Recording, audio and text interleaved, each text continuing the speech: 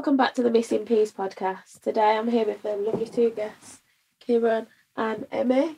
We're here to talk about domestic violence and the importance of domestic violence. We're here to try and raise some more awareness on this topic. As you know, the theme of the podcast is making peace with our past and moving forward. So I'd like to ask you, Emmy, is there anything that you feel like, I know you've previously been a guest on the show, but is there anything you feel like you need to make peace with from your past and move forward from? Or that you have made peace with and moved forward from? Last time I was here, it was feeling like I was good enough.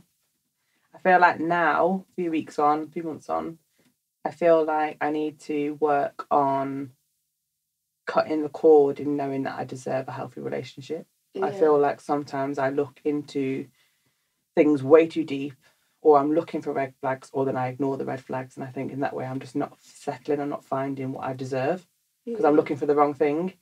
But that's just where I'm at. I feel like I've done the self-healing and now I want to be able to find happiness with other people, not just within myself. Yeah. Okay. And Kieran, what about you? And would you like to introduce yourself as well? Because obviously Emmy's already been on here. Yeah. Your age, what you do for a living. Yeah, so I'm Kieran, I am 34, although people think I'm in my 20s, but I'm not. I'm a psychotherapist. I've been working with people for the last sort of 10 years, I'd say.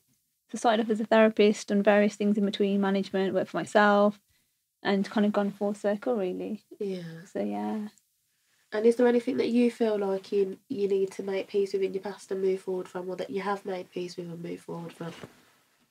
I saw you ask Emmy in the podcast. I thought she's going to ask me this question, what do I say? And I didn't really think of anything. But I think life's going to have its ups and downs. Yeah. And I think there's always going to be times where you lose your peace, or there's going to be times where there's things that you're working through. Yeah, I like that. So I think there's loads, throughout life. But I think more recently, lockdown, I got long COVID, health-wise.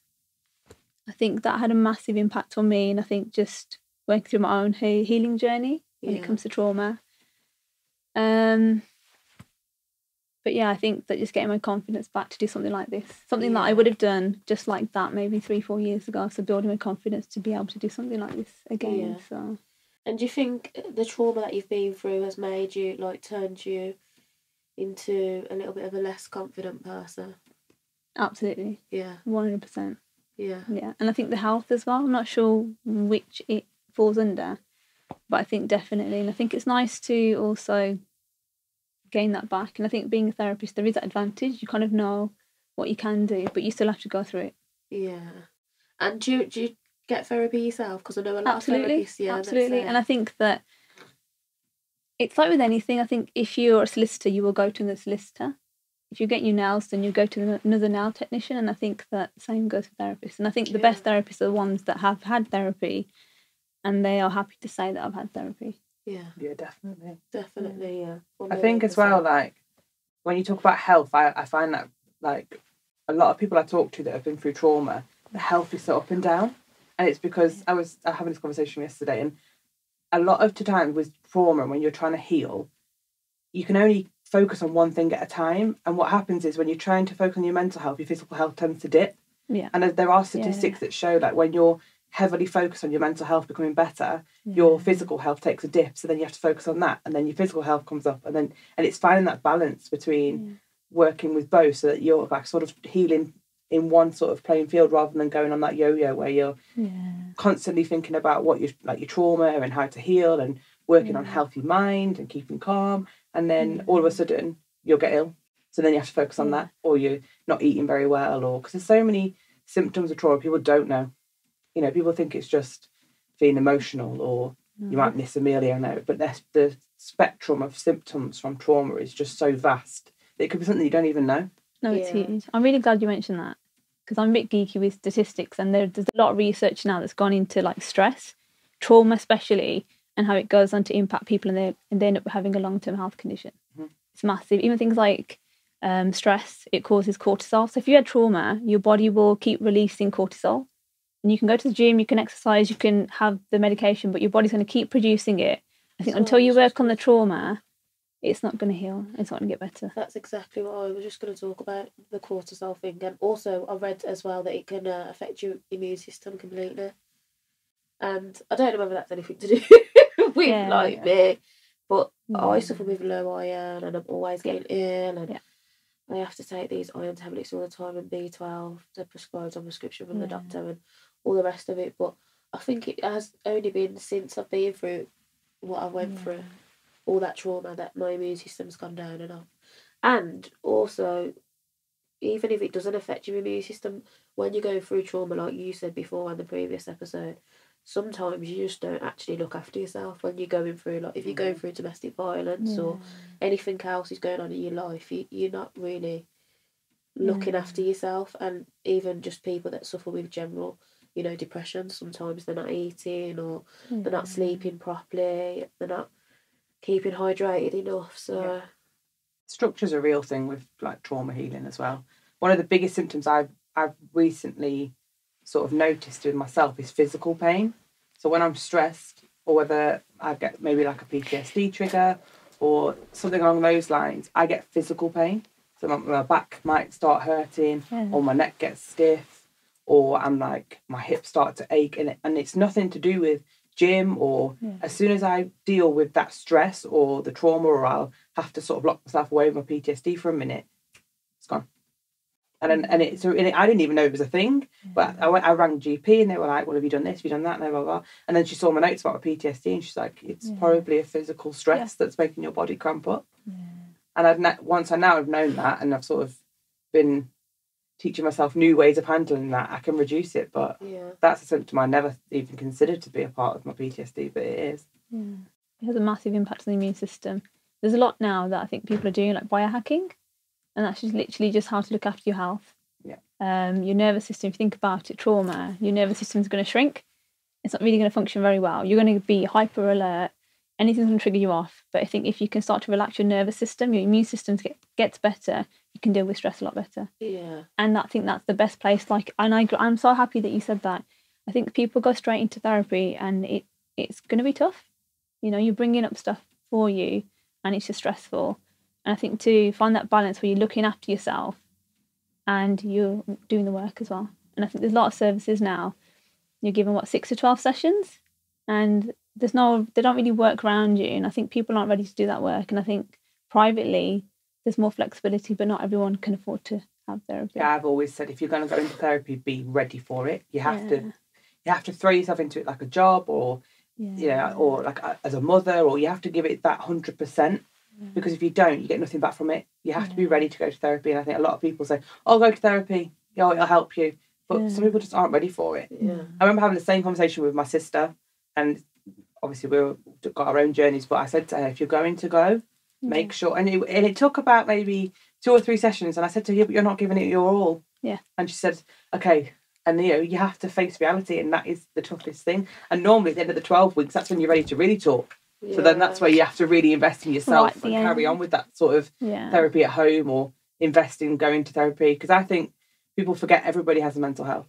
Absolutely, it's all right for people to say that we have our problems, but everybody has. You don't have to go through trauma to have a mental health concern. Everybody has a mental health. It's just where you're falling on that spectrum of mental health at that or whether you go to someone and someone says you've got depression or you've got this. So no, I agree. I think everyone has it. I think the statistics are, I think, 1 in 3 or 1 in 4. I think it used to be 1 in 4, but we're surprised if it's not changed to 1 in 3. But yeah, no, I agree.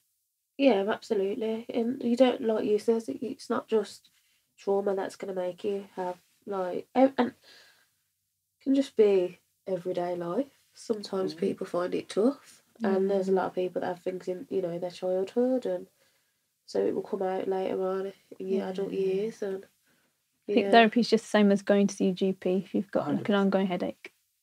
The same thing. I think it's just difficult, isn't it? Like, I remember when I first went to therapy, and I was so ready for it. I knew I needed help. I knew I needed to change, etc. And I came out the back of it with a label, and it was really hard for me to navigate that label, because I was thinking, well, I didn't do this to myself, so now someone's given me this mental health condition, and I'm very open about my mental health. And since the last episode, I'm now having tests for ADHD, because I've just qualified. I can finally say I'm qualified. I'm not nearly qualified now. I've got my PIN, but I no. Congratulations. Now, I know it's so exciting.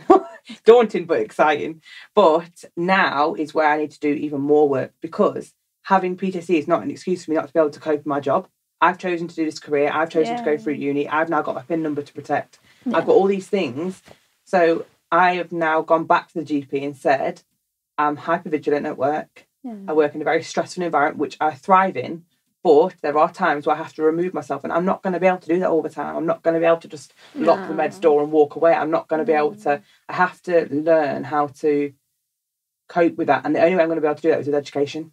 So if I have got ADHD or I haven't got ADHD, I still need the education around it to cope with how I'm feeling, because it's not an excuse. And I've said this numerous times, it's okay to have these problems, but we have to continually work on ourselves to then not limit ourselves further because of it. I've become a much better person since the diagnosis, because I've been able to understand who I am and why I act the way I am. That doesn't necessarily mean that the way I act is always correct. So it's like trying to navigate all those new feelings. And I'm not saying everybody that goes to therapy will come out with a diagnosis, but don't be afraid of it either. Because having a diagnosis means that you're going to get more support. It might not be the support you want initially, or there might be enough of it going around the world right now, but you still open up to avenues of support, even if it's just meeting people like yourselves or podcasts or charity groups or whatever it is. There will always be someone that can relate to you. So it's really important that you can go to therapy, but be ready to accept change, because that's the biggest part for me. Coming out the other side of it, a completely different person. I think it's good to speak to your therapist as well, that you're not sure if you're ready. And sometimes some of the work is just you building that relationship. And when you feel safe with that person, it helps to kind of heal that part where you can start to trust people again. Yeah, I think it's important that people find the right therapist for them as well, because sometimes you might meet your first one and they might not be suitable for you. And if you're not with the right person, then it's just not going to work. No. And it's okay to go like therapist shopping, like test different therapists out. But I think the relationship is so important. Yeah, and I think as well, there's a lot of people that think, like, I know you benefit, especially if you've been through trauma, you benefit more going to therapy face to face, but that's what some people are actually scared of. And they don't actually understand that you can actually do it over the phone. You can do it over like video call. Like some people are genuinely just scared to actually go there and sit down and open up and talk in front of someone face to face. I remember going to a therapy like when I was probably like 21, and at the time I thought it was just a set thing. Everybody did the same thing. Everybody, and it was a group thing. And I sat there and thought, I'm not talking about my life in front of these people. Like, I don't want to do that. And I didn't realise at the time I could have said to them, I don't want to be in a group setting. I want to be a one-to-one. And I never went back.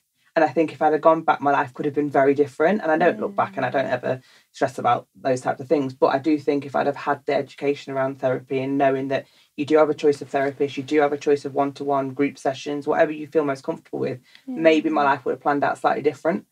But obviously now, like my first therapist I couldn't gel at all. And it was because he was male. And obviously I didn't feel safe Preference to say with males. I just thought he was just going to be like, and that's sad, because he could have been amazing, but at that time I just didn't feel comfortable having a male therapist. If you've been through domestic violence, then that's understandable, because obviously it's a man that's put you through that, so you're going to feel a bit more uncomfortable sitting down and talking to a male therapist about it. You know, and I always say, because like people say, oh well, do you only want to work with women? No, I would work with men that experience domestic violence as well, but I don't think, you know, if it's a woman that's put them through it, they're not really going to want to turn to do you know what I mean? Yeah, 100%. Like women that go through it, that's why when you in a women's refuge, obviously the staff are all female. You're not even allowed to have, but if you've got a son that's over a certain age, he's not allowed to live in the refuge with you. So if you've got a teenage son, then, which is a shame really, because if there's someone that's trying to get away from an abusive relationship and they've got a teenage son, they can't take him with them into the refuge. And I know a lady that it's happened to, and she couldn't go into the refuge because her son was over a certain age, because it can remind like other ladies in there like of the like perpetrators and stuff, and make them feel unsafe. So I think there needs to be a lot more help and support for women that are trying to flee domestic abuse.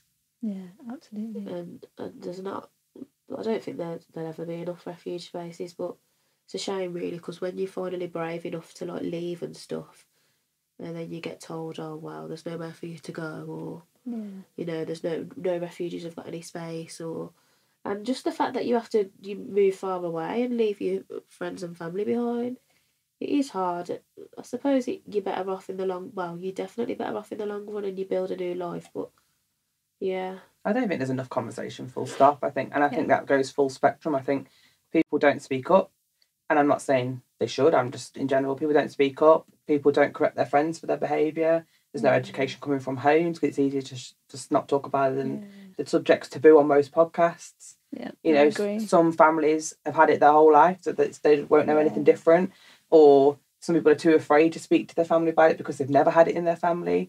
I think it's just one of those subjects that the more it's spoken about, the more education will follow, the more support there'll be. I remember when I first started talking about it, it was the most nerve-wracking thing ever. Now it's just second nature to me. I just think, what else can I put out there? I've told my life story now. So I think the more people talk about it, even if it's just Instagram DMs or girls meeting girls through social media or on podcasts to start with, it will build, because the majority of women that I've met that have then started to talk about it want to do more with it. And that's where I'm at. Like, I'll do these podcasts, but what else can I do? So I think that's where it's going to, maybe it might be a generational thing, and I don't mean that in an age, but in a time period now. Maybe this is where the change will start to happen, because more people are willing to talk about it and not be frightened of the repercussions of talking about it. They call them cycle breakers, and they call it generational trauma that people aren't aware of, and they keep passing it down and passing it down. I think it takes for you to break that cycle. Yeah, breaking those generations. And education is key, and I think that's the reason why I'm here, because I think this is such an important topic, and I think people need to be educated on it. Yeah, definitely. And I think where it stems from as well is, like, back in like the 1940s and stuff, obviously it was normal. Yeah. So like our nan and granddad's generation, if your husband hit you, it was normal. Police never used to get, like, there was no laws on domestic violence, and police legally, like, back in that day and age, like 1940s or whatever, they wouldn't even get involved if you called them. Oh, it's just a domestic. That's where the names come from. It's just a domestic. We're not going to get involved. Like, and my mum spoke about this to me. She says, like, when she was like young, like, you could hit your wife on the street and stuff, and it was just normal. Nothing wouldn't happen. And it all comes from, you learn this on the Freedom Programme as well, but it all comes from just that mindset. And that's what women used to stay at home.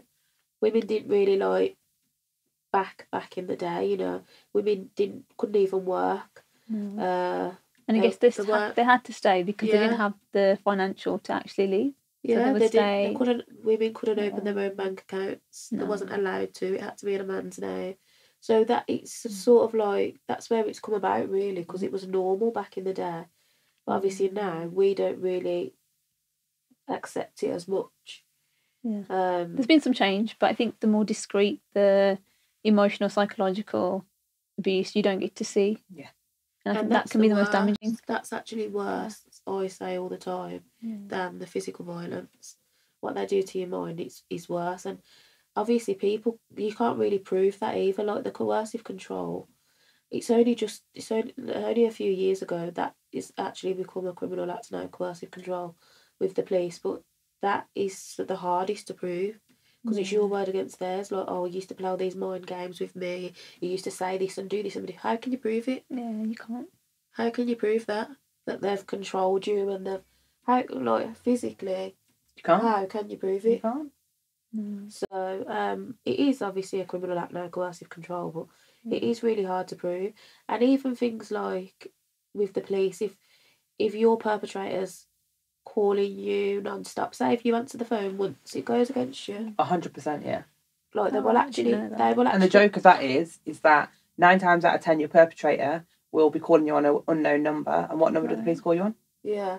So you'll be answering the phone thinking it's someone to help you, and it's actually going to cause you harm. If you text back or you answer the phone to them, they'll say, well, it's not harassment because you're responding to her. Even if you put "leave me alone, do not contact me," it's still you're giving them conversation. So you literally have to ignore them, like, physically ignore all calls and text messages, and let it build up. I think I had 300 and something missed calls and all the rest of it. Let it build up, not answer none of them, and then they can say, oh, right, okay, that's a harassment charge, or that's a stalking charge, but if you reply, then they'll say you're engaging in, they're not actually harassing you because you're engaging in conversation with them. Right. Okay. So it's a tricky one really, and obviously it's the hardest thing to prove, domestic violence, because if they haven't beat you black and blue, And and even that, even then, unless there's a witness or it's on Yeah. camera, how can the police prove that person's done it to you? Because I know that with the Haven, can we say the organisation? Yeah. Like with the Haven, they will suggest to use certain apps and things and record. But if you're in that mindset, how easy it for you to pull out your phone and try to record something and get evidence for something like that? Yeah. That's not So I easy. mean, sometimes you and can't. that's if you've got your phone.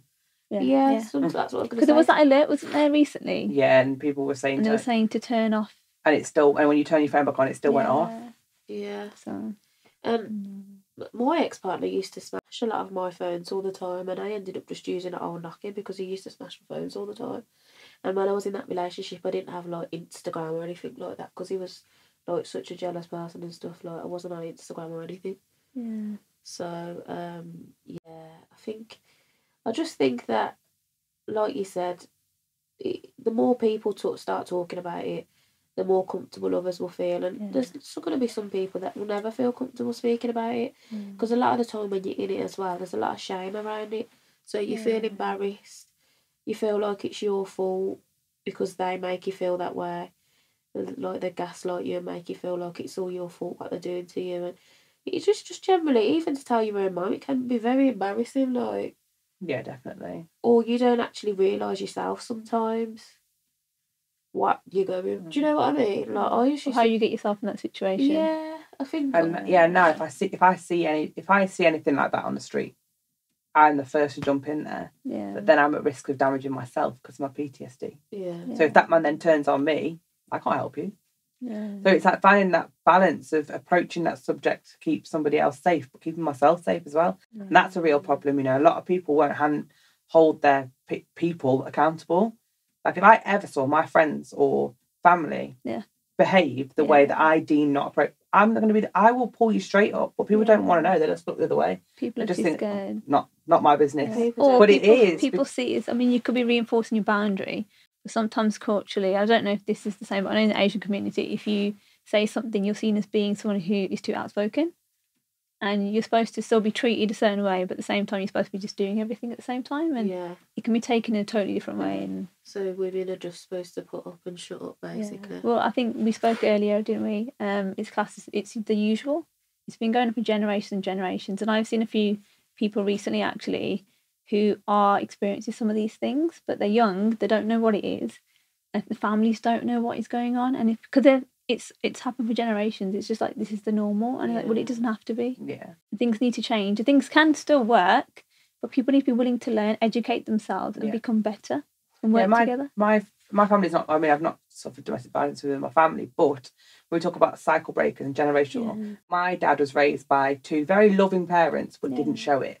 So he knew they loved him, but they didn't show him. So growing up as a kid, I knew my dad loved me, but he very rarely hugged, kissed, or anything like that. There was no like physical love. And it took until maybe, I mean, I'm 31 now, maybe 25, 26, for me to actually say to my dad, like, why don't you tell me you love me? Or why don't you? Yeah. And it wasn't a nasty thing or a sad thing or I wanted to upset him. Yeah. It's because he didn't know how to. No. And now my dad will never off phone about telling me he loves me, and it's always a hug and a kiss when I get to the front door. And like it's all, like I feel that love now, not just know that love. Yeah. But it was a hard few years. Like he found it awkward, which then made me find it awkward. But it's new now he understands because he's received it from me and my sister and my mom, and he's now able to give it. But it's difficult to break those cycles because if you don't know anything different, and now I will never have a man around my children that doesn't, or future children, not pregnant, no announcement on here, but like I will never have a man around that doesn't show that love, because it's so important. And I know how I felt as a kid growing up when I didn't get it. It's difficult. It's difficult to break those cycles, and people don't understand the education behind it. Yeah. So it's keen that you do find somebody that's willing to do the work and is aware as well. Yeah, because my mum was never like that, and she's still not like it. Yeah, it's hard generationally to make those changes. Yeah, but I think acceptance is important too. I think that especially with the older generation, they can't give you something they don't have. Yeah, and so like it sounds like you've actually shown him another way. It's awkward. It is awkward for us to learn something new, but I think we want to be better. and we want to help other people to be better. And I think it has to be like a two-way thing, really. And I think it's if you've grown up and like your parents haven't been like very, obviously they love you, but they haven't really like made like said I love you, or like they don't really give you hugs and all of that, like, you know, they're not that's because that is how they was raised or whatever. Then for me, like when people like it feels weird. What is this? Yeah. You know, when people like even in my relationship and that, like I don't know too much like hugs and all of that. Like I weren't used to it. Like, yeah, definitely, and that's even weirder because you want it, and then when you get it, you're like, oh, what is this? Like it's overwhelming. Yeah. But I guess it's just learning ways to deal with it, isn't it? Because a lot of people say, oh, I want to find a relationship, I want to find love, but are you ready to receive it? Because I know for a fact I'm ready to give it up, but receiving it's a completely different scenario because I've never received healthy love. So I don't even know what it looks like. I don't even know what it feels like. How am I supposed to navigate around something that I don't know? And I'm 31 years old and I've never received healthy love, even if you can call unhealthy love. I don't know, but like am I ready to receive it? I don't know. When you do meet someone that's nice to you, you think it's weird. You're love bombing me. Stay away. You cringe. But the thing is, as well, you don't know because everyone's nice in the beginning. Yeah. But they say, how they behave needs to match the time that you've known them. Yeah. And that's where you know it's love bombing or something else. And give yourself that time and don't just get carried away with the feeling, because we fall in love with the person that we think they are than actually the reality of it. It's the idea that we create. Yeah. So I think it's important to look at the reality of it and give yourself that time, and not to like shy away from when someone is genuine. Yeah, definitely. And allow yourselves to have that and to experience what it feels like. And you might think this is alien, but I think that's how we kind of all just learn and grow. No, 100%. Yeah. 100%. What kind of therapy do you do? So my core training is a CBT therapist, which is cognitive behavioral therapy. But I think, and we spoke about earlier, no therapist is the same. Like we could do the same training, but you're totally different. But you can go on to do other stuff. So I've done ACT training. You do acceptance commitment therapy, which is more value based, like what's important to you. Yeah. There's so many others. There's like CFT, compassion focus. That's really important. I think just learn to be kind to yourself and kind to other people. But there's various different types out there. Yeah, and I think as well, if you've got a therapist that hasn't really been through anything, but they just said I want to do this as a job, and they've went to uni and they've qualified and whatever, but they've had like a perfect life or a really good life. Sometimes like they can't really relate. Yeah, they can't. I find that therapists will have like a specialist area. Like I know for me, I was really anxious growing up as a child, like really, really anxious, and I think that anxiety became my thing, stress management became my thing. So I think that therapists do go into like niches, but I agree with you. I think everyone's going to go through something. There's no one's perfect, and I think that I'm really grateful for doing this job because it's helped me to learn so much more about myself. I can navigate things. People say, Kieran, you're so strong, what you've been through. And I think it is the therapy side, but I think it's also my faith and the support and the learning and wanting to learn. Yeah. And I think doing things like this, that we are actually the majority, not the minority. People just don't talk about it. People just don't know about it. Yeah. I think there needs to be some specific like DV therapists and stuff. I know they're not really out there, but I think there should be. I agree with you. And I always think sometimes I don't know whether this is just my opinion, but it would be good to have people that have been through it training to be therapists to give therapy to others, because they're the ones that can understand you. But then I don't know whether that would help because they've actually been through it themselves. You know what I mean? I think it depends. I think that if you have got to a point where it doesn't become about you, it doesn't trigger you off, then I think you're in the best place to help the person. Yeah. And that's why if you just said to me before COVID I was a gym manager. So if you just said to me at that point, in 3.5 years' time, you're going to be mental health nursing in a very complex unit, helping the most vulnerable people, I said, what? I said, there's no way. And there are days where I really struggle, but those moments with those patients where I can say, I hear you, and they look at me and know exactly why I'm saying that sentence, or I can say something that relates to them, and they understand it's not coming from a nursing uniform with a pen in my pocket and a stopwatch on my chest. It's coming from my soul, and I say, I understand, I hear you, and then I can do something on the back of that to help those people. Like that feeling, I could never box it up or explain it or write what it's like. I could never do that, because it's pride within myself that I'm able to work within a sector that I struggled with for so long with my own mental health. But also I'm able to use that now for better. And I very, very rarely get triggered at work. I very rarely come out of work. I mean, I might have a bad day. It's healthcare. But I rarely come out and think, oh, I can't do it. Like I always come out feeling fulfilled, even if I'm tired or a bit drained or it's taken a bit more of a toll on me that day. I know I've made a better impact. And there's nothing more satisfying than utilising an older nurse's knowledge and my personal experience to get a better outcome, because they're learning from me as well. Like the nurses that I work with who are nearly retirement age will say to me, oh, I'd never thought of that, or and it's bridging the gap between those two ages of old nursing and new nursing that won't work without both.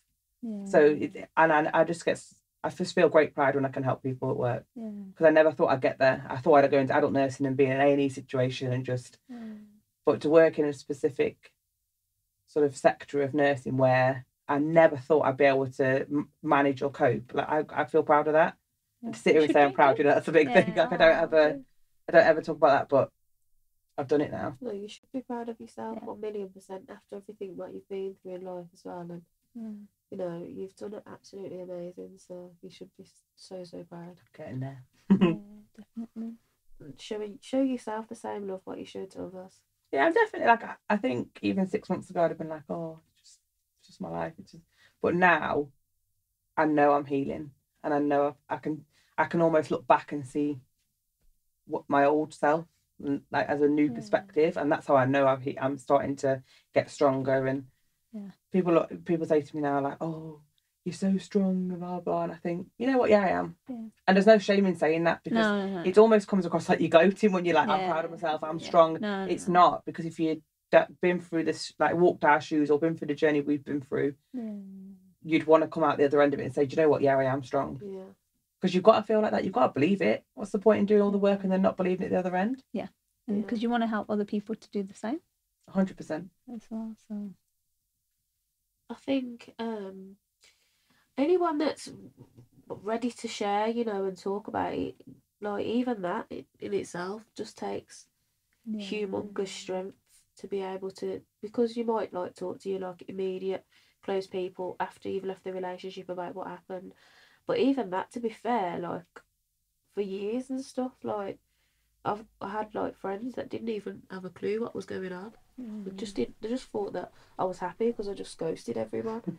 And they're just, you're in this relationship now, settled down, and you're not talking to us. But really, like, they didn't know I was going through hell. But it's just so hard, and people don't understand. So anyone that can openly, like, talk about it afterwards, especially, like, when they're doing it to try and help others, it is amazing. It's just not something that's easy to speak about at all. I'm not ashamed of it anymore. I think I used to feel like, how did you let that happen to you? You were raised in a 2-parent family in a very nice area.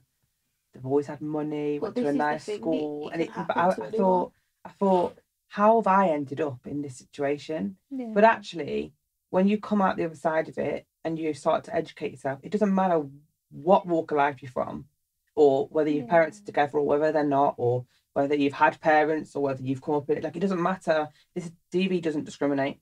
That's one thing I've learned along the way. It doesn't matter whether you're pretty or you don't deem yourself pretty, or whether you've got money, or whether you drive or you don't drive, or you've got a job or you haven't. It doesn't matter. It's a manipulation of a mindset, and you only have to get tapped into within a week or so, and they've got you.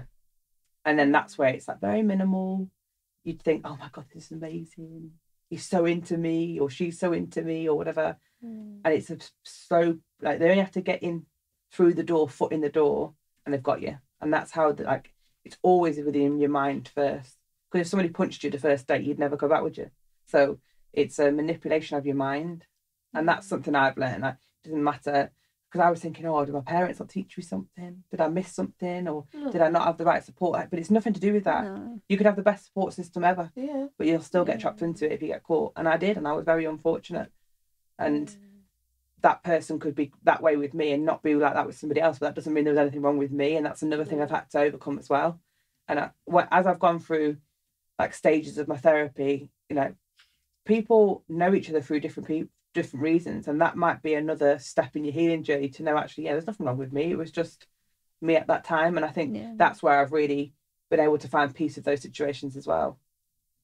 I think as well that's a stigma, because I've seen people in comments on social media say, like, when people have opened up and talked about what they've been through, oh, you can tell that girl was never had a dad in her life, and like, this isn't my personal experience. I've just read it on like pages and stuff, but that doesn't mean, like you says, you can have your dad in your life all your life, and you don't go through domestic violence because you never had a positive male role model in your life, or because your dad weren't around, or it's just. I mean, my dad was police, so he was dealing with these types of perpetrators all the time. He was very strict. He taught me right from wrong. I wasn't allowed out after school. I was doing my homework. He gave me every best educational option possible. Do you want to go to uni? No, right, we'll help you get a job then. He gave me, my dad couldn't have been any better if he'd have tried. It was difficult at times because he was so strict, and obviously as a kid you want to rebel and you want to be able to do things with your friends, but he kept me away from all that. He kept me away from anything that could possibly go wrong. It's a good.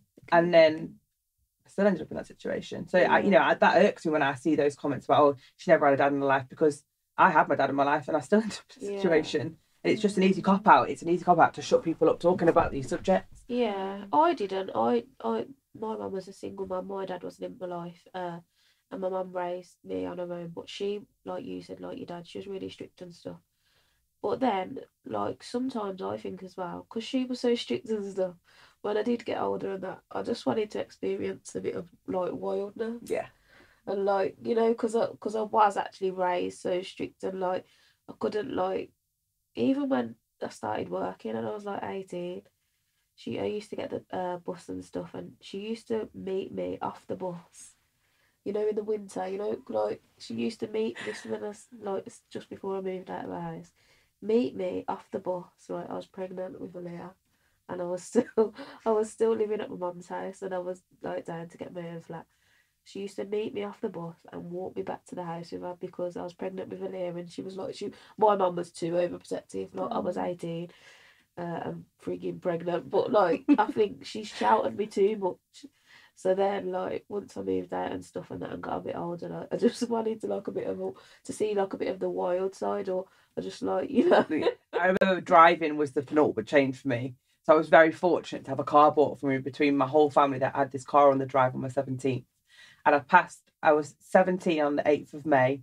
By the end of July, I'd passed my test. I was like, dude, I was passing that test. Yeah. I thought, I'd get in that car, ultimate freedom. And by the time I turned 18, I'd had a new car. I went and bought a 1 Series BMW custom built, nearly caused a divorce because my dad signed the guarantor. I had a tattoo. I completely went wild, went rogue. And I don't like regret it in a way, but like, I do think that when you've got such a strict parent, like, sort of trying to mold you and teach, like, protect you from all that my dad was seeing at work, I was out there. Like, I was right, where can I go? Partying, driving, changing my car, buying these clothes, getting tattoos, anything that would annoy my parents, basically. I was doing. And I don't regret it, because obviously it's all life lessons, isn't it? But I do think it has an impact. And my dad would agree now. Like, there was times where he was a little bit too strict, but life. At least you're just finding yourself, aren't you? Yeah, that's it. Yeah. That's it. And we're all smiling, so it's, you know. Yeah, it's all part of life experience. Part of our journey. I mean, people talk about, I think one of the biggest steps for me is talking about childhood trauma. Because when somebody mentioned that to me, I was like, I've got no childhood trauma. My childhood was amazing. But actually, not everyone's childhood is amazing. No one can sit there and say they've not been through something in their childhood. And I think the biggest factor for me was when my nan passed away, and she was just gone. And I wasn't able to grieve properly at that young age, because it was more of a, well, she's gone now, so we have to get on with it. We have to move on. And when my granddad passed away recently, I was able to deal with all that trauma together. But actually, it unearthed a lot of childhood trauma. It doesn't mean that your parents were bad or your childhood was horrific. It means that you've been through emotional turmoil as a child. And every child, whether you're 5, 10 or 15 go through some sort of emotional trauma in their lives. Trauma doesn't necessarily mean that like you was abused or Yeah. you had really bad parents or you was beat or, you know, sexually abused or whatever. Yeah. It can even be childhood trauma, can be your parents splitting up. Yeah. Or even, But I didn't understand even being that. left for a short period of time. There's a doctor called Dr. Gabo Mate. I don't know if I'm pronouncing his name correctly, but he was a doctor and he talks about childhood trauma. He goes, everything that we go through, it's in your childhood. And he talks about this. He goes that I think he was left for like 6 weeks. And as a child, you don't have the thinking of an adult. So you think that my parents don't love me. Yeah. But that was not the case. So he then became like perfectionist. He became a very successful doctor. And he talks a lot about childhood. And I think that that's probably something that I'd like to do, is work more with young people, actually. Because I think that if we can not intervene, but like educate and work with kids and how they see themselves, that they can just, they're allowed to be themselves. Yeah. It could be the smallest of things as well. Like, it can be small. Like when I was really, really young, my mum and dad worked opposite shifts. So my nan and granddad looked after me a lot. I never really got why I felt like I was closer to my nan and granddad than my mum and dad at times in my childhood. I mean, I was a difficult teen. I brought a lot to my mum and dad's door that I shouldn't have done. But when my nan passed away, the pain I felt, I didn't feel like anybody else in the family felt it. But it's because my earliest childhood memories were with her. And then that would cause issues between me and my mum, because she would say, well, your nan wasn't ready to keep fighting and I don't understand why you feel like that. And I was in my head, I was thinking mine and mum's relationship was like sisters. And then like my nan was like my mum, and it was like all very like messed up in my mind. But now it all makes sense because my earliest childhood memories were with my nan. And that's why I had such an abandonment issue, which then left me with men that I was desperately trying to keep around me, which inevitably then caused me bigger problems. But it all makes sense. It's just you have to take the time to learn it and go through therapy and understand why these very tiny decisions are always based off your childhood. But I didn't get that. I didn't understand that. And it's taken me until maybe like the last 6 months to understand that it's not from a bad childhood. It's just situations that happen in your childhood. But it's complex. And accepting that is a different kettle of fish altogether. Do you think there's a lot of education now out there in terms of attachment, abandonment? People are wanting to do the work, which I think is a good thing. But I still think there's a lot of work to be done. Yeah, attachments. I think attachment is such a big subject because we all want to be loved. We all want something in our life. But inevitably, I'm causing myself more pain by attaching myself to things that I'm not ready for. You know, you saying like you take time to meet people and get to know people. I was like hooked in straight away. And I need to, and now know I need to stop that, because once you attach yourself to something, if it doesn't stay, I'm causing myself more pain. It's like having that non-expectation but being true to yourself at the same time, which is it's difficult, and everybody's different. I think the relationships where you rush into things too quickly now, that is like a red flag for me. Like I see that as a huge red flag, because that is what happens within that relationship. And I think that obviously, well, it is healthier to just take your time and get to know someone. But when you just like that, like obviously because I was young, I just thought, oh yeah, he wants to see me all the time and whatever. But actually, like it went, looking back now, when I look back, I think, okay, then he wanted to see me all the time. Didn't really want me seeing no one else, you know. Even if I used to go and visit my nan, he'd come with me. Like, that's like a red flag for me now, because it was like control. And it's difficult though, because people say like, oh, you can't be friends with people and stuff like that. But I think building a friendship with a man, for me, is far more important than anything else. Now, it may come with extracurricular activities, let's say, because what man's going to stick around for a friendship? Okay, let's just be real. I spit facts out here. I'm not going to sit here and be like, oh, a friendship, blah, blah, blah. But I think if a man's taking the time to get to know you as a person, rather than throwing stuff at you or saying, let's go and do this, or you're not going there, I think if they actually invest in getting to know you, that's a slightly different dynamic to big lavish gifts. I do think as well, you can be friends with someone without all of that, and I think you can have some. It depends what kind of males you meet, but you can. There is men that will 1,000,000% respect you if you just wanna. I don't mean straight away. What I'm saying is obviously it organically has to move forward, but I feel like if someone's like slamming you with all this lovey-dovey stuff straight away, I think that can often overlook, even if you've got compatibility or not. Because everyone loves a romantic gesture, but that doesn't mean that you're going to be compatible long term. Like, I don't want you to bring me flowers. I want you to ask me what my love languages are. Do you know what I mean? Like that's just the type of person I am. I mean, bring me flowers by all means, but but do you know what I mean? Like, I think those deeper conversations need to happen, and you will know very early on whether that man's looking for a long time or a short time. But women just tend to get hit in the face with a red flag and run with it anyway. Yeah, I think as you grow up, and like you said, after you've experienced what you've been through, you do learn.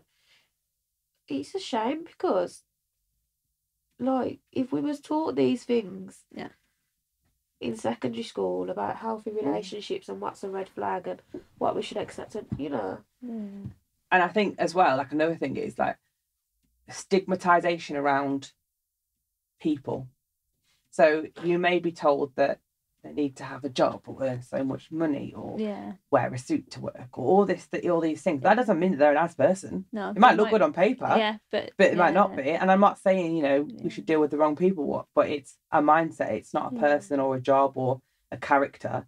It's a person's mind. And if they're not been raised a certain way or they don't hold themselves a certain way, doesn't matter what job you do, you could still end up with the wrong person. A perpetrator and an abuser can be anyone. Yeah. There was a lady in the refuge. I've said this on the other podcast that we went on. Her abuser was a police officer.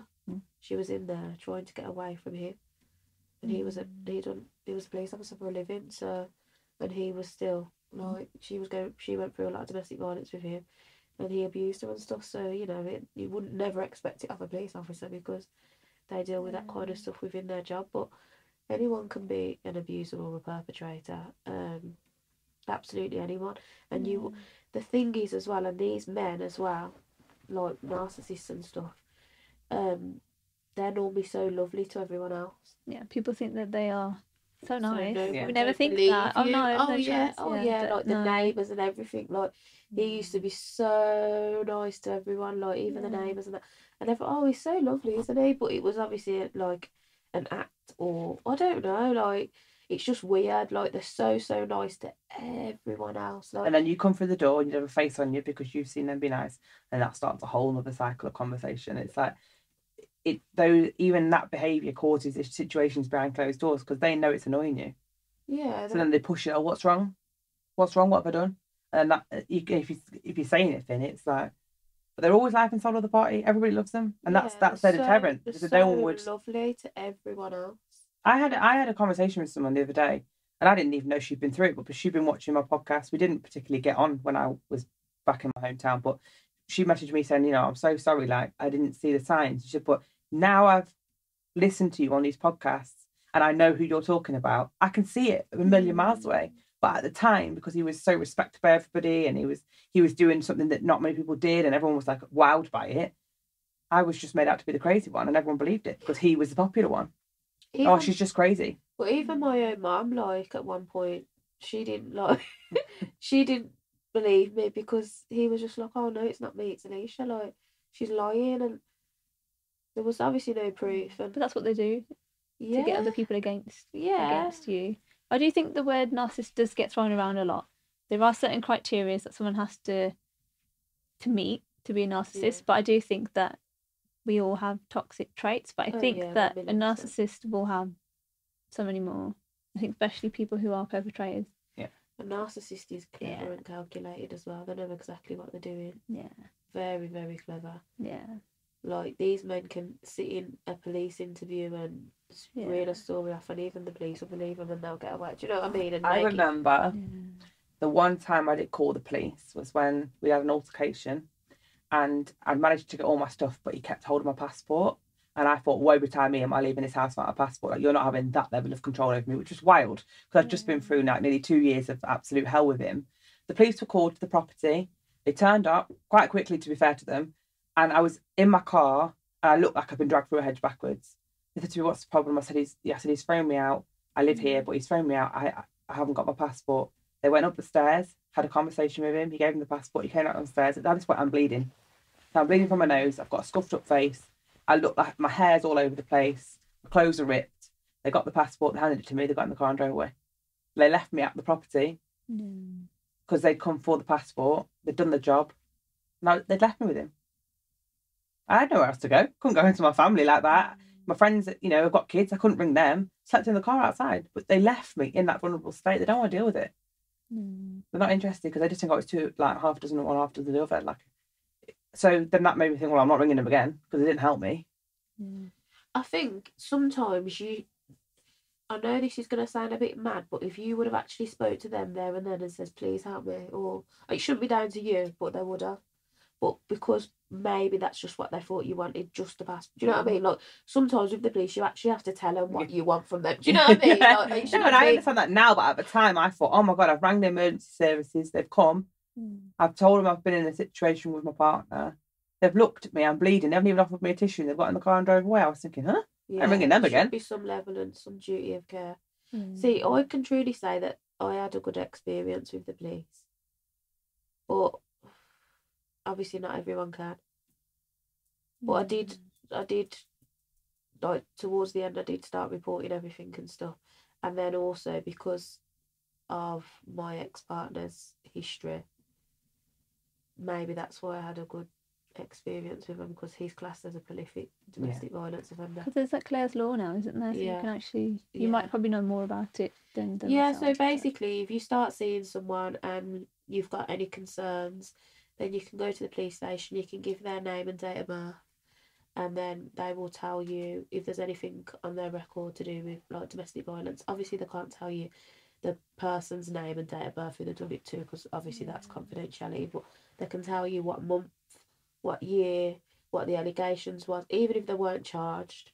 So it's quite specific information to give you then. Oh yeah. I literally, because obviously it was my daughter's dad, so obviously social services got involved, and then the social worker told me about this Clare's Law thing. She was like, you have to go to the police station, do a police disclosure, you need to do this, like she was saying, just the face it. Anyway, I went there, and I wouldn't say it anyway, but you're not allowed to tell anyone else. Obviously professionals like social services have to get the information, but I wouldn't be able to tell you what's on his Clare's Law or whatever. But I sat in the room and I just started shaking in the police station. I thought, I knew he was bad, but oh my God, it was I felt like falling off the chair and passing out, I couldn't believe it. But yeah, he is a prolific offender. It's just, it's how it's the lack of support around it is wild to me, because it's happening so often. But because the conversion rates to conviction are so low, I feel like that's why there's lack of support there. And then these men as well, they're supposed to tell their probation officers when they get into a relationship with a new female, so that they can sit down with them and say, you do know he's got domestic violence on his record. It's down to them. Well, who's going to do that? Of course they're not going to do that, because then no one would ever get with them. And to be fair, I'm stupid, because I've said this before on the other episode that I done with you, but I went into refuge, I got away, I had 4 years no contact, and I still went back. I had that Clare's Law and that. But that's the impact that it has on your mind. Yeah, especially when you've got if you've got a child or children with them as well. But I still went, because he managed to obviously contact me through other people on Facebook and saying that he wanted to contact and whatever. And made out after 4 years, he'd done all this counselling and changed and everything. And obviously I didn't get into a relationship with him straight away. I was meeting him in public places and that. Like I says, when you got kids, you always want your kids to have their dad in their life, but then obviously things just progress from there. But yeah, even after 4 years, even after going into the refuge, moving away for 3.5 years out of Birmingham, then coming back to Birmingham after 3.5 years, doing counselling, doing all of that, having the Clare's Law, after 4 years I still went back. It's really difficult. Obviously I moved from out of town to Birmingham when I was not living here, but kind of living with him. I was obviously in and around Birmingham, but then when I finally moved to Birmingham, I then had to navigate the feelings of, what if I bump into him? And how do I navigate that? So do I hold the grudge? Do I hold the anger? Or do I just swallow my pride and move on? I mean, I'm very fortunate now that I'm strong enough to look that man in the face and say, you're right, keep it moving. And there are times where I walk into a venue and he's there, and I'm not going to limit myself or my life experience just because you decided to go to the same venue as me. Now, I'm not saying that's going to work for everybody, and I'm very fortunate that I've gained or built the strength to be able to look him dead in his face, say, yeah, I'm here, yeah, I'm doing good, you all right, and keep it moving, and know that he's not going to come near me, because that's the type of man these are. If you can, like, for me personally, the type of man that I was involved in my life, he would never speak to me now, because I've stepped up to him and said, you okay? Yeah, I'm good, thanks, and kept it moving. He wouldn't dare do that to me now, because he knows that I'm not the person I was but then that's not going to be safe for other women. And that's where you have to do this individually. You can't, it's great to speak to other women and gain experience and feel like you're heard and know that other women have been through it, but you have to navigate this situation in the most safest manner and what works for you as a person. I didn't want to limit my life experiences by not being able to go to certain parties or certain events or celebrate people's birthdays in fear of him being there. But some women should, and they should stay away. And it's like finding that balance. And I will sit on this podcast and I will say my story, but it's my story and it's what works for me. And it's really important that you find what works for yourself in order to keep you safe. Because these things, you know, like you said, after 4 years you went back, that's because that was your journey. I would never go back. But did I want to? Absolutely. But it's just everybody's journey is ever so slightly different. And that's why it's so important to have these conversations, because someone might listen to me and think, oh, I can't relate to that. But then you just said you went back, and someone will be thinking, yeah, I hear that. I went back too. There's a lot of females, statistics show and all of that. There's a lot of females that do go back. I know someone whose mum has been going through it all their life, that the girl's been growing up. And over about 20 years, the mum's like split up with the dad for like a year, and then a year later got back with him for a few months, and then split up with him for 2 years, and you know, just kept on like. And there's no shame in that. I feel like, you know, we have to be accountable, but if that's your journey, that's your journey, and there's no shame in saying, oh, I went back 100 times, because it only takes one time to be that little bit stronger to stay away. You know, I went back a couple of times with my first domestic violence partner, but when my ex cheated on me, not like the most recent, never went back again. And he didn't even put his hands on me, but I'd learnt that strength to say, doesn't matter how much I loved you or how happy I was in the good times, I deserve better. And that's all it takes, is for you to understand you deserve better. No one can tell you to don't go back. There's no amount of conversations that someone can have that can tell you, oh, don't go back because of this, don't go back. You don't believe that you deserve better. So until that is self-taught, it's not going to happen. And yes, we appreciate all our friends' support, but it has to come from within. Yeah, it's definitely an individual journey. I think, and it can't be compared to anyone else's. And I think only you know what you feel and what you go through. I think people might see on the outside, but they have no idea. And they may not understand, why does this person keep going back? Why they're making all the effort? And they're like, but I think that's just the impact that it has. Yeah, but it's good to know how far you've come. Oh, absolutely. Like you said, you're to a point where you're like, actually, no, I'm not going to tolerate this. I think the first couple of years are a real slog. Like, I'm not going to sit here and say it's easy. It's really difficult. Like, I blame myself. I thought there was something wrong with me. I was thinking, why wasn't I good enough? Oh, he abandoned me. But there's no explanation for it. You're never going to find a definitive reason as to why you were picked for that certain amount of abuse or that certain scenario. You're never going to find those answers. And when you find that understanding in that, it's about just healing from it. Some things are unexplainable. You're not going to be able to pinpoint a certain point in your life where you went wrong, because we didn't go wrong. We just ended up in these scenarios. It's not to do with you, it's to do with them. I've heard so many people, and they will say this, like, to me, oh shit, and I sit there and I think, this is on them.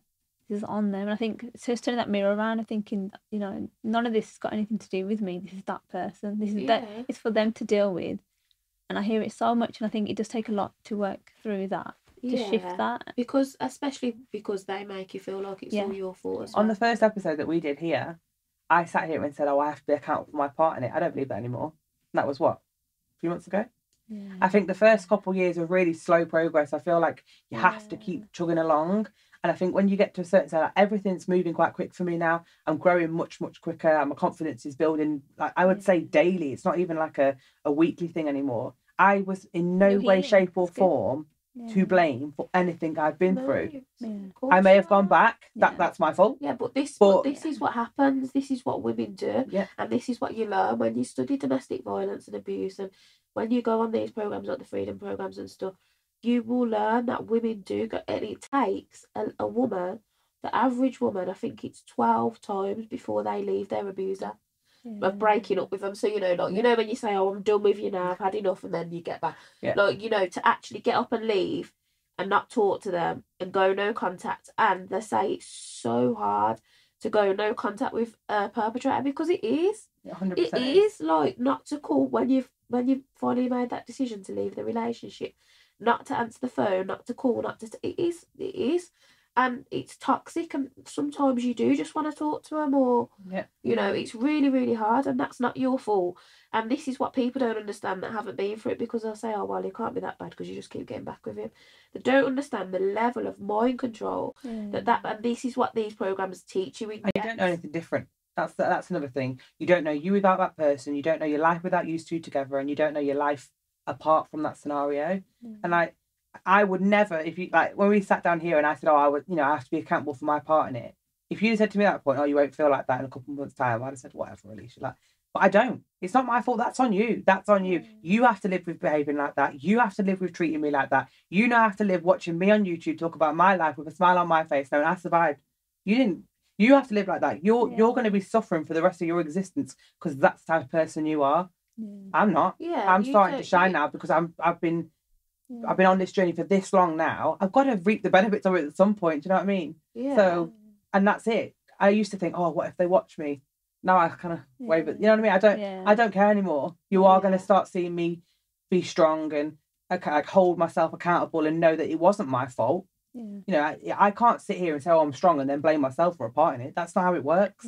But that's a couple of months ago, I sat here and said, I've got to be... That's what I watched. Do you know what I mean? Like, that was only a couple of months ago, and now I'm like, nah, none of it's my fault. That's on you.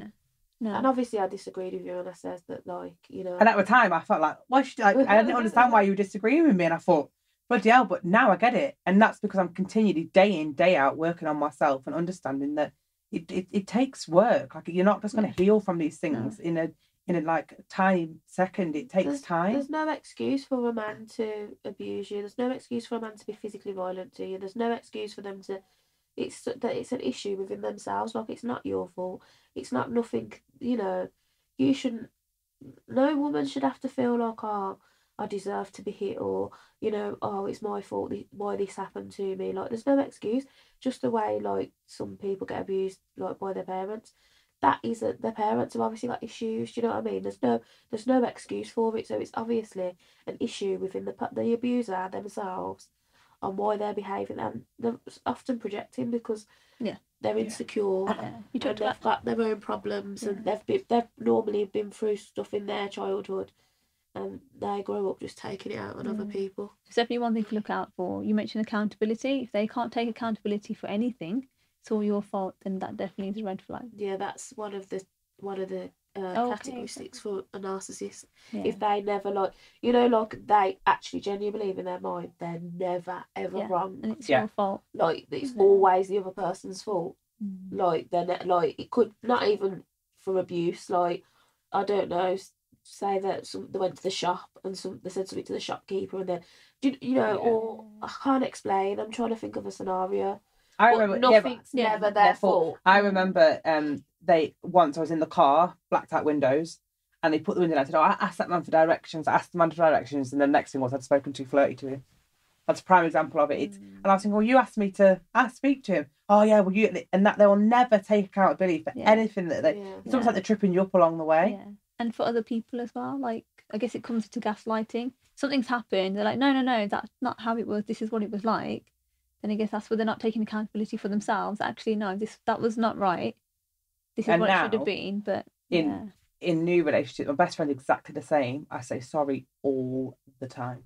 Yeah, and it's something I really need to work on. Like, oh, I'm really sorry about that. Or, and they're like, what are you saying sorry for? And then good men get irritated by that because they don't want to see that you've been through that enough to have to say sorry for these most ridiculous things you ever heard.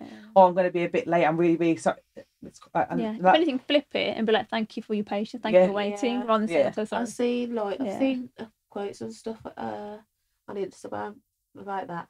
Instead of feeling like you have to apologise, like you said, like if you're running late, oh, so sorry I'm late. Oh, thank you for waiting for me. Yeah. You know, like just change your mindset. But it is you are walking on eggshells for a long time after you leave an abusive relationship, and you do feel like, you know, they break you down so much that you've got no confidence, and they make you feel like you'll never meet anyone else, and that you're, you know, this big, and you know, they call you all these names, tell you this, tell you that, and that's why some women do go back, and some women fall out with their family and friends because the family and friends know what they're going through, and they're like, they will fall out with the person because the person keeps getting back into that relationship. Oh, if you get back with them again, then we're not going to talk to you. So then they lose everyone, so they feel like that's the only person that they've got.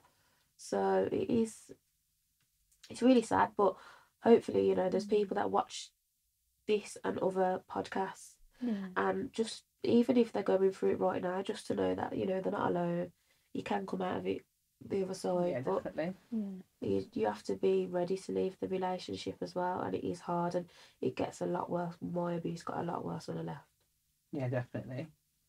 I think, you know, people, in an ideal world, I'd love to sit here and be like, oh, it's really easy. Leave. You'll be happy. You'll find someone. It'll be all worth it. But inevitably, if you end up in a bad scenario in any way in life, it takes time to come out of it. And when you said about being kind to yourself, like, just give yourself a break. Like, there's no timeline. I honestly thought that I really beat myself up for a long time. Oh, you've got a mental health condition now. So what? So what? I've got a mental health condition. What does that mean? I remember a manager a few years back said to me, "Oh, you'll never make it as a nurse because you've got a mental health condition." Now look at me, and you know, I believed that at the time, because even back then I was thinking, "Oh, I won't." But if anything, having a diagnosis and support has made me stronger. I'm not going to say it works like that for everybody, but it takes time, and unfortunately, when you end up in these bad scenarios, it's going to require work to come out the other side, and you'll never be the same person again. But that's the beauty of it. You can then become whoever you want to be. You don't want to be, I don't think you want to be that person that you was before, because that's the person that like accepted the abuse, and that's the person that was probably vulnerable and wasn't very confident, and, you know, put up with those kind of behaviours. Like, you want to, like you said, now you want to be like, oh no, I'm not accepting that now. Like, you want to be a different, but you don't want to be that same. Like, some people always say, I just wish I could get the old me back. I don't think, you know, it's good to build a new you after what you've been through. An updated version. You know, like you update your phone and you update apps and stuff, you know, an updated version of you that's got new terms and conditions. The way I've done it is like, so when I first came out the back of it, and I was thinking, right, well, I'm not standing for that. But then I was thinking, well, I can't say that because what if I get hit? Okay, well, I'm going to go and learn self-defense then. And now I box. So it's about not looking at the problem. It's about how you can handle it. So I will always look at the situation. So at work, I was getting quite overwhelmed with the noise. Like, what can I do to annoy it? So I've spoken to my boss about having musical in the background, because if I've got something I can focus on, everything else zones out. So it's those little things that it's not about, don't focus on the problem, because you're not going to be able to change that. It's what's going to work for you to make it easier. You know, and now, like, I would always stand up for myself with no fear, because I still might end up in a situation, but I know for a fact I can defend myself to a certain point to keep me safe. And I'm not saying boxing is going to help for everyone that's been through domestic violence, but for me, I know that I've got a certain set of skills. I'm no pro boxer, don't get it twisted, but I know I can at least defend myself, if not protect myself. So for me, I've had to look at the wider picture, and focusing on all the issues of what's wrong is only a negative mindset to be in. I can't deal with a lot of noise. So in my head, I've always wondered, how on earth would I cope with a baby? Am I going to get overstimulated? What if I don't find the right man to stick with me? And I haven't had children because in my head I haven't found the right man, but I've got friends, I've got family, people that love me, that support me. Like, I'm never going to miss out on motherhood just because I fear a bit of overstimulation from a crying baby. But that's taken me a long time to get here. So when you understand your triggers, kind of forget them. You know, you put them in a box, right? What can I do to stop them coming? And that's where I found the most progression, because if you can stop them coming, you don't have to deal with it. But knowing how to deal with it when they do come is the most important thing. I think the brain is wired to focus on the negative, which is why I think a lot of people, when they go through situations, it actually stops them from growing. They stay where they are, and I think that we've all got a choice. We can stay there if we want to, and a lot of people do. And you might spend a long time in that place, but you can also, what you're doing is, you know, what's the life that I want to live? How do I want to be? Where and do I embrace it and now. Finding the safety. And I think that the kickboxing is your way of finding safety. Yeah. In And I yourself, embrace it in now. yourself. So my PTSD symptoms is my whole body will shake. I've become quite breathless and I don't want to speak. I embrace it now. Before I was trying to fight it, not let it come, have the moment, have absolutely. the attack, whatever it is it's going to need. I don't even take medication for it anymore because I just feel it in the moment and it's gone within minutes. Or if I'm with certain people or they don't really know me, if I trust somebody enough to say, if I go a bit quiet, just leave me for a minute, or I won't really put myself in scenarios where I'm not going to be looked after. But embracing our flaws in life will only make you stronger because it means you're not afraid of them. And that was my biggest challenge. That I didn't want to have these PTSD attacks. I didn't want to look like a strange person, breathing heavy, or didn't want to take medication. And now I don't. But I'm very lucky. But at the same time, I've worked for it. Yeah. And that's the most important thing. I don't want people to watch this and think, oh, I haven't got the energy for it, because I didn't have the energy for it. It's a process. Yeah.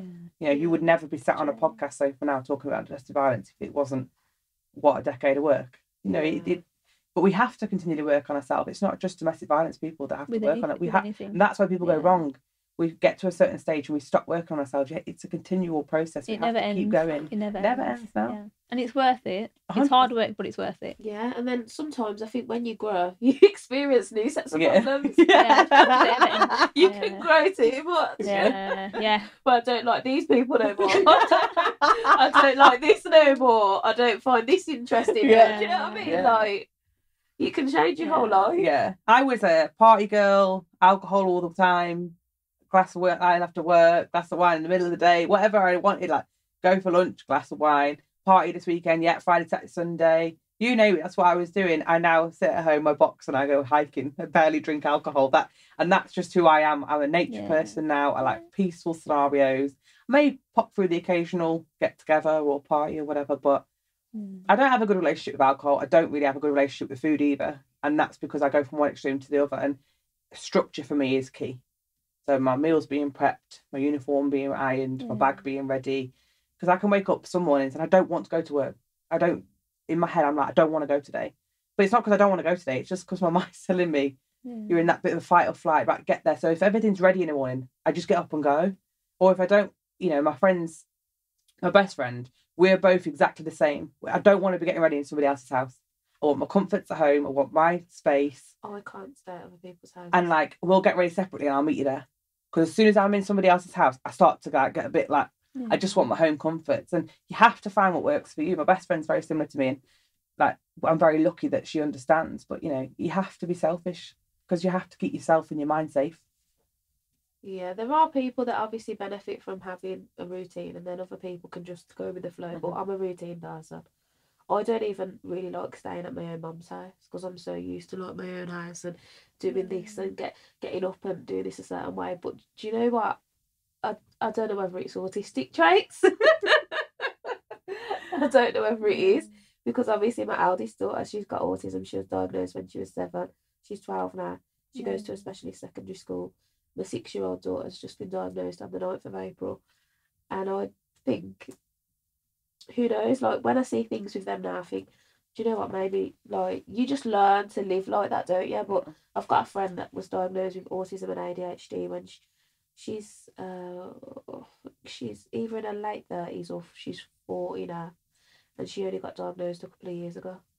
They say it's underdiagnosed in women as well. It's Yeah. hard to Women mask detect. it. Yeah. Well, I was diagnosed with depression for a long time and put on meds for depression, and I hadn't even got depression. Yeah. Went to therapy, and the woman said, this lady has not got depression, she's got PTSD. And I came off all my depression meds, and I was on a medication for panic attacks for my PTSD initially because I was having them quite frequently. Yeah. And it's only now that I wouldn't say I don't feel normal, but I just know my reactions to things are quite flippant. So I can go up like a bottle of pop and then I come down very quickly. But I'm at a stage now where I'm like, I'm really sorry I acted like that. Whereas before, I wasn't really aware of it. And because I'm becoming more aware of it, that's why I've contacted the GP about my ADHD, because I just think there's more awareness around it. I don't care about another label. I'd rather just know why I react to it, like certain things. Like the PTSD doesn't really bother me anymore. So the fact I still feel like I'm not reacting to things quite appropriately is why I'm starting to investigate a little bit better, because I just think there's no shame in saying, actually, I'm struggling with this. And there are traits that I just think this is just not normal. And it's not in the case of that I'm not normal. It's just my reaction to things are slightly different. But even with the healing process, you are going to be more prone to feeling your emotions, because there would have been a time where you feel numb. Yeah. So there will be things happening that will trigger things off. You're like, why am I getting so angry? Why am I getting so upset? It's because your body is starting to feel again. Yeah. And it's like a child. You're like learning to deal with situations again. You start building trust in yourself, safety in other people, and it's a process to kind of go through. Definitely. I'm definitely out of that numb phase now. I know exactly what that stage is the scariest for me. I just didn't feel or care I about still it. feel like I am very emotionally numb, like, to things, like, and if something happens, I'm just like, oh, okay, it's just another thing's happened, like, because I've kind of got used to so much happening to me. I don't think I've done enough therapy and stuff.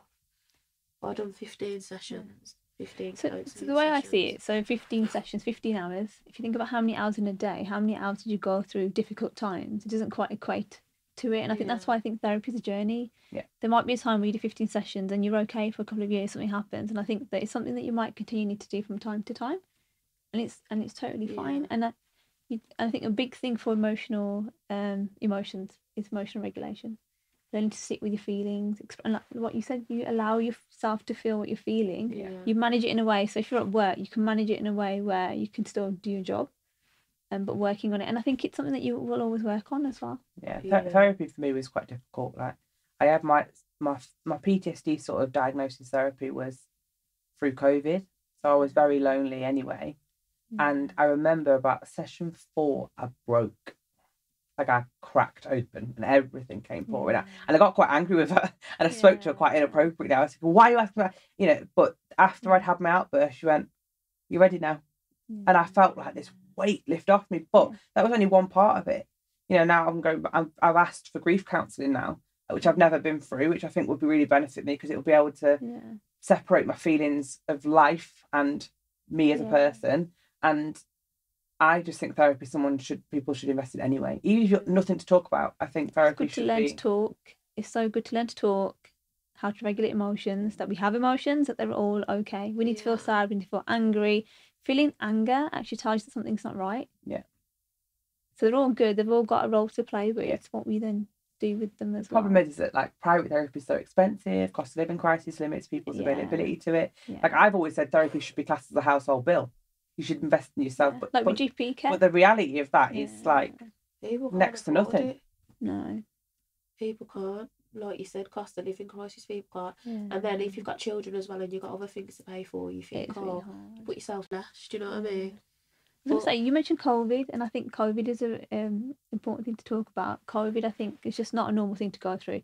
The pressure that put on people, the stress, and that's why I think domestic violence rates went up as well. Because even people that wasn't being abused, it brought out the worst in people. Because there was like men and women that was stuck in the house together. There's a lot of people that started to get abused during lockdown. That's how my ex managed to keep his wife a secret. So I met him lonely, isolated at work. During lockdown. Broke the rules by meeting him because I was so desperate for some sort of human interaction other than at work. My family were all in different locations around the country. I got nobody. I'd just moved there. I got no friends. I just moved to a new job. And I came in like a bull at a gate, like I'm desperate for friends, and no one really took to me because I was so desperate for friends. And then met him, and then because of COVID, that's how he managed to keep it all a secret. But I think COVID taught people a lot of things. Like, I was at my unhappiest during COVID, but that's because I was not sat in my house having to face reality. And I think in hindsight now, it was the best thing that ever happened, but it was a very difficult time for a lot of people for a lot of different reasons. Slow down and sit with your thoughts. Like, a lot of people that suffer with depression and stuff, the way that they overcome that is by keeping themselves busy. So whilst they're at work or whilst they're out with people or whatever, they're not feeling what they're feeling. But then once they're in the house and they've closed that door and they're on their own and actually, sitting down, like, realising how they actually really feel. COVID was... And I was working front line, so I was seeing full effect of it. And it was like, I spent the whole of Christmas isolated from my family, FaceTime of a Christmas dinner that I cooked myself, sending people to hospital and they weren't coming back. We lost several people. It was just so, even though I work in healthcare and a lot of the people I look after in different units are elderly, and that's inevitably a part of life, it just was so surreal.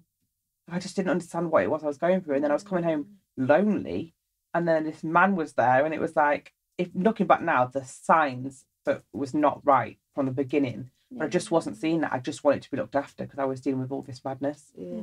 And I guess what you know now, you didn't know back then. 100%. So you wouldn't even know what to look out for. It's crazy. Yeah. And the repercussions of that, like COVID, so you're in the house, you're controlled by it. It's a scenario in itself. Like people didn't even know how to come back out of their houses again. Yeah. So the referral rates went high during lockdown. Definitely. Wow. It's do you know what? Just to sit and listening to all of that, like I think sometimes we forget about like COVID and actually like The impact what they we had went was through. Do you huge. remember when it first hit and you actually like you could only go for your like when it was really bad you could just go for your one daily walk and people were scared like if I leave my house and walk down the road like I'm gonna get thinking they're gonna get arrested and stuff like and people wiping down the shopping. It just affected people on such a colossal level. Like I refused to go home, even though I could have done, to my mum's because my granddad got cancer. Then I beat myself up for afterwards all the time I didn't go and see him because I was thinking, what if I carry it to him? Yeah, I should have just gone. Like I should have. I was vaccinated. Don't even start the conversation in the comments about that one. But I was vaccinated through work. I chose to have the vaccine because I thought if I don't have it and I take COVID to him, I'll never forgive myself. So I don't care what the repercussions of it are. That was my reasoning for having it. And then I was stuck at work and I was choosing not to see my family. And then all of these things, I was stuck in my head and the people I needed around me, I couldn't go and see. And then I was dealing with him dying. It was just all a madness. And I think that's my story. Yours will be different and yours will be different. Do you think going through COVID and lockdown and being isolated and stuff, did that remind you of your abusive relationship? Yeah. Because obviously when you're going through domestic abuse and you're isolated and you stop seeing friends and family and you're in the house and you don't really go out unless it's with your abuser or whatever, then obviously COVID can actually, you can relate, you know, those feelings can come up again and you can feel like you're in that. Do you know I hate being trapped anywhere. You're being That's a really good point actually, because whether it's like what you went through, but I found for anyone, even if they had OCD or depression, lockdown brought it back up for people. Yeah. So it just brought out something that you haven't maybe fully healed, but something that you've worked on. And then you're aware of it, and then there's no support because the wait times are so long. Yeah. And then it's like a vicious cycle all over again. Yeah. But I do think there were some good things that came out of people slowing down, but it's a cycle that will never be broken, I don't think. Yeah. And that's an unfortunate situation. The domestic abuse rates definitely went up 1,000,000%. And do you know what? This is a true statistic that when there's a big World Cup on or whatever, the domestic abuse rates go up. Mm-hmm. Like say, like when England are playing and they lose, there's a lot of ladies that will get beat up by their husbands or their partners. They'll go home and take that anger out on the partners. It's actually a fact and statistic. It's just wild. Yeah. Absolutely wild. Some people would dread their partner coming back from watching the football. I was talking to somebody yesterday at work and I was saying, I'm not a very good sleeper.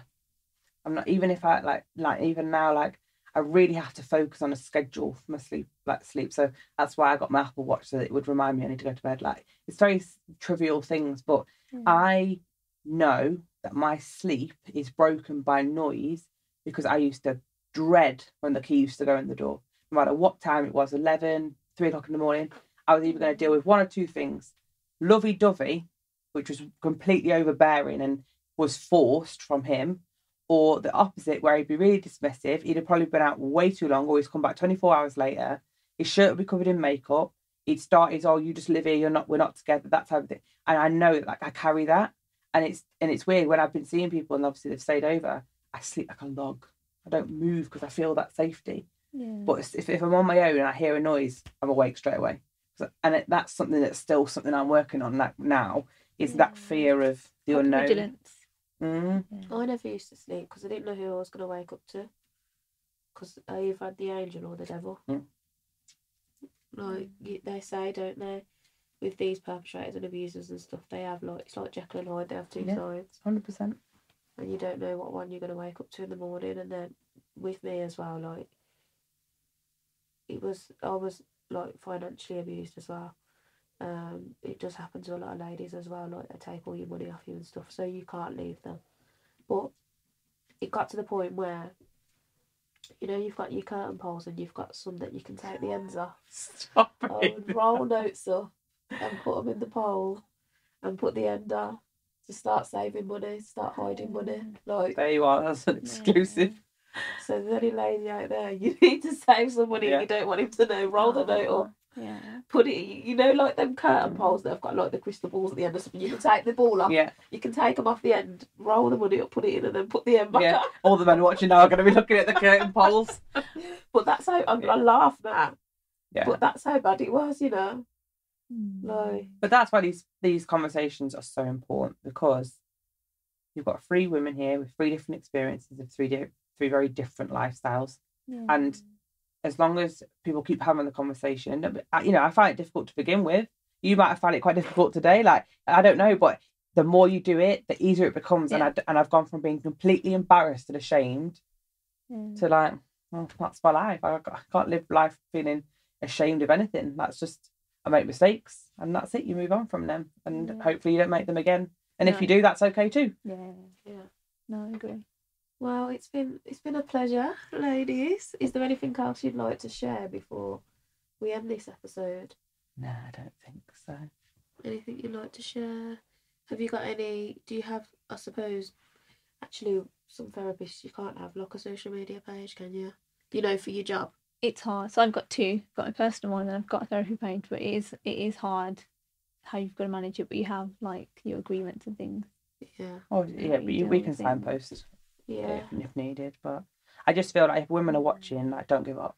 That's Absolutely what I not. say. Like, don't give up. It doesn't matter how hard it gets. The easier days are coming, and you're never gonna go through life not having bad days. But like, go back to watch the first one where I sat very sullen and like now I just that's a couple months work, and it is worth it. And don't do it for anybody else other than yourself. Don't do it for a better relationship or your children. Or, you're a mother, but you it first, and you have to sort you out first, and it's you that's been through it. Nobody else can do it for you and do it for you, because at the end, like when you get into like sort of where I'm at now, you want to feel that pride. You don't want to be that, oh, thank you to somebody else for getting me here. Yeah, it's me that's been on that journey, and that's what.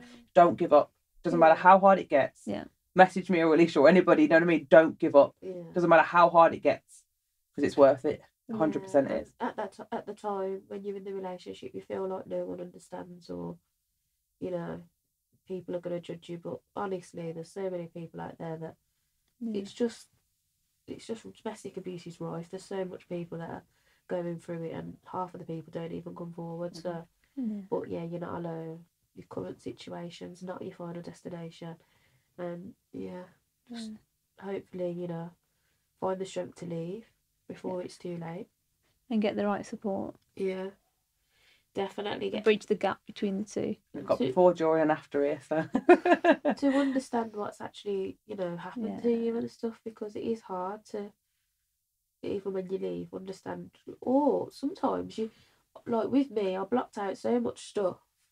Do you know what I mean? It's your body trying to keep you safe.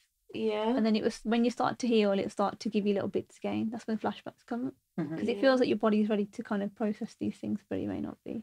Yeah, or when you go to therapy and you're talking, oh, actually, and that you remember, oh, actually, that happened to me as well. Yeah. And that's why my PTSD at the time was really bad, because all the time I was. Yeah. My flashbacks don't happen where I feel flashback. It's when I feel that panic. That's when I'll have an attack. So if I feel the same panic I had back then, I'll have an attack. But now it's reducing, and I think that's why sometimes diagnosis is really important, because that's you accepting that there's a bit of an issue there. Yeah. And it's always going to stay with me. I'm never going to go through life and something not affect me. But if I keep working on myself, it will reduce, and that's just how you have to navigate it. Yeah. And have a better quality of life that you deserve. Definitely.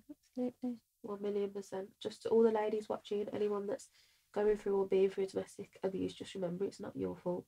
None of it is your fault, so don't blame yourself. Anything else? Any other messages? Just that education is really important. Yeah. And raising awareness, learning your own toxic traits, but being aware of other people's. And I think where you can make it work. And if you can't, then it's hard, because on one side, you care about somebody, but on the other side, you've not been treated very well.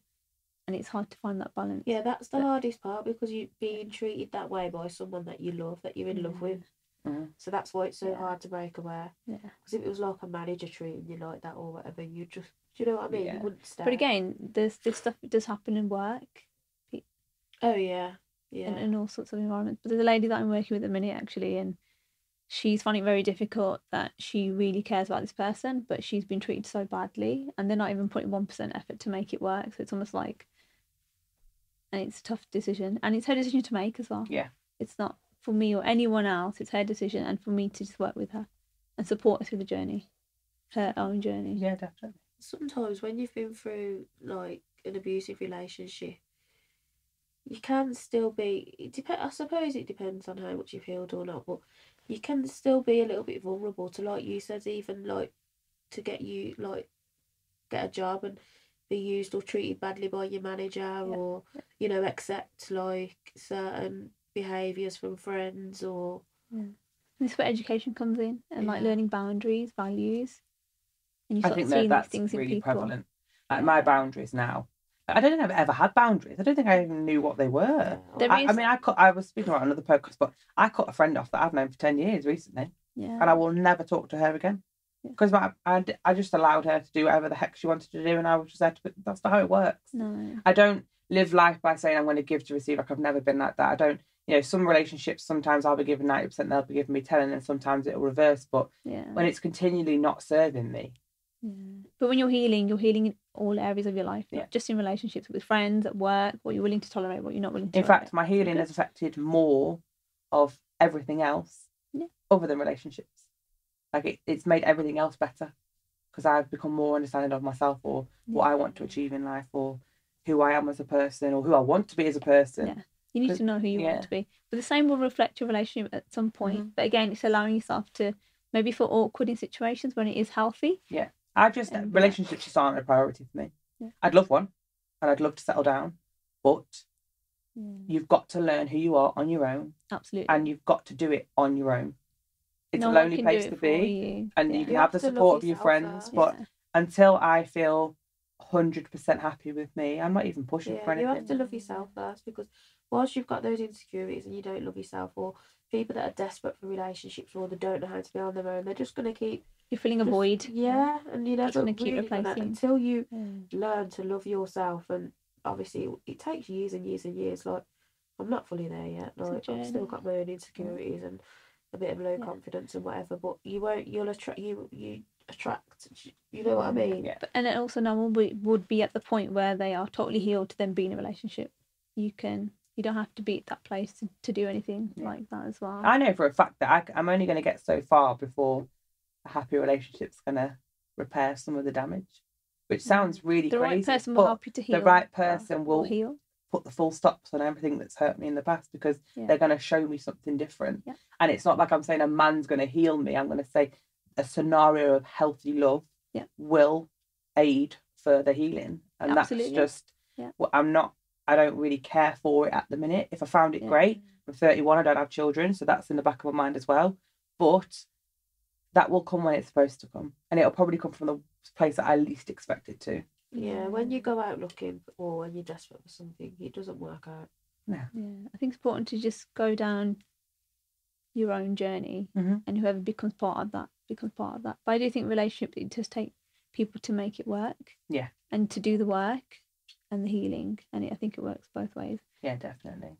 Yeah. And there are still some nice guys out there. We're sorry, we're not talking about you. Yeah, no, thank you. It's been an absolute pleasure. Please like and subscribe to the channel and turn on the notification bell so you don't miss the posts. And thank you both for coming on. Thank you for having me. Really nice to talk to you both today. And that's it. We're out.